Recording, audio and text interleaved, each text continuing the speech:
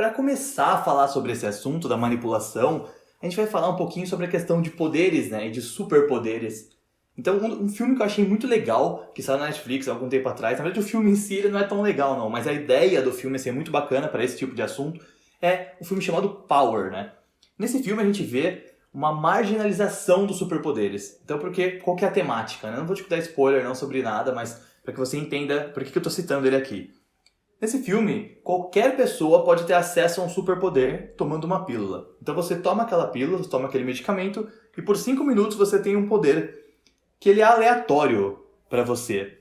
Ou seja, ele vai aparecer aquele poder, você vai receber aquele poder, aquele superpoder, de acordo com a sua característica genética. Mas você não sabe qual poder vai ser até que você consuma aquela pílula e tenha aquele poder. Porém, você sabe que é algo sobre-humano. E muitas pessoas tomam aquela pílula e simplesmente explodem, né? Parece muito isso no filme. Elas tomam e elas não têm como desenvolver superpoderes. Elas explodem, elas morrem ali. E é uma questão bacana porque, assim, ali você não tem um mundo de super-heróis mais. Você tem uma marginalização daquele poder. E aí você vê que as pessoas que têm acesso àquele poder, elas viram mais ou menos como eu explicar, um comportamento de subúrbio ali. Elas têm acesso como se realmente fosse uma droga, né? Fosse um alucinógeno. E aquilo se torna um vício para elas. Tanto que tem algumas cenas que aparecem as pessoas que têm poderes e elas fogem, elas brigam, elas querem mostrar... Na verdade, elas querem evitar ser descobertas primeiramente, mas depois você vê que ela tem uma questão de corrompidas, né? Tipo, de serem corruptas ali no caso. Elas sabem que estão fazendo algo errado, mas elas continuam mantendo aquele comportamento. Elas brigam por aquilo, elas lutam por aquilo, inclusive colocam a própria vida em risco, como o filme mostra bastante, em várias cenas também, para poder proteger essa questão, né? Esse superpoder. Porque o superpoder em si, essa manipulação, essa modificação do homem, ela permite que o homem se veja numa situação sem limite. É o super-homem, mas não o super-homem da DC Comics, né? É o super-homem do Zaratustra, né? Desse livro, assim, a gente tem a ideia de que é um homem que não pode ser alcançado por outros homens. E isso seria interessante se fosse um aspecto de nirvana, sabe? Algo meio budista. Ah, eu sou um homem superior que contribui para que todos os homens sejam superiores. Isso seria muito bacana, mas não é assim que funciona. É um poder de corrupção, de corrompimento, que faz com que ele olhe para os outros, ele não é que ele se sente superior, ele inferioriza todos os demais. Então, outro lugar legal para a gente encarar essa ideia, né, de conversar sobre isso, é na série The Boys.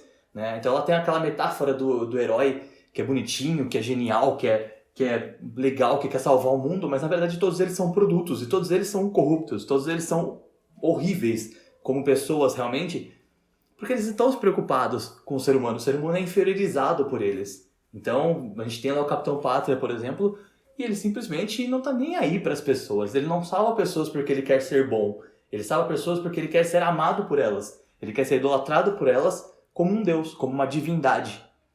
Outro filme que a gente tem uma visão similar é o Hancock, né? Então, por exemplo, quando a gente olha para o filme Hancock, a gente tem lá um herói que ele tem uma situação ruim na vida, emocionalmente falando. Então ele faz um trabalho, né, entre aspas, dele, assim, de proteger a cidade como se não fosse nada. Ele mais causa danos à cidade do que realmente protege. Por quê? Porque aquilo não significa nada para ele.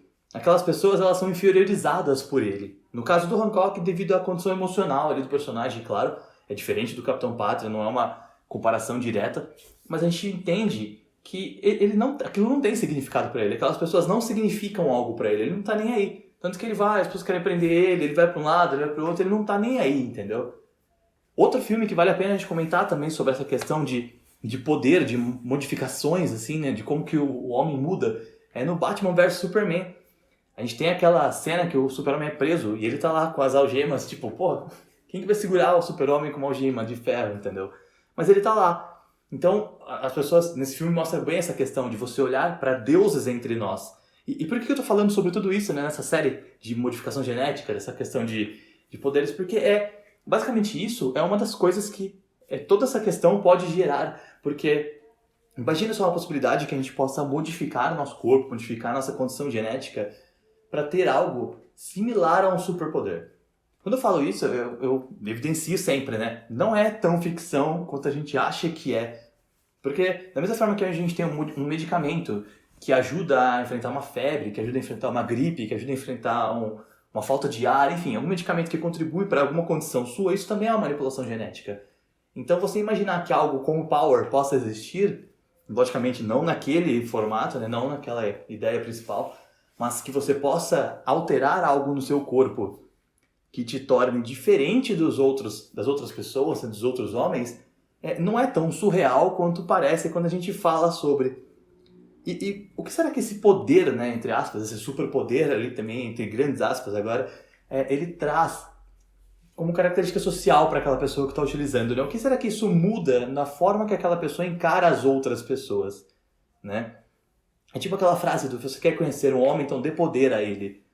Mas o quanto de poder a gente precisa ver na mão de alguém para saber como aquela pessoa realmente é, né? A gente já sofre muito com a ideia do poder aquisitivo, do poder, né, hierárquico, né, quando a pessoa tem uma condição diferente, um status diferente.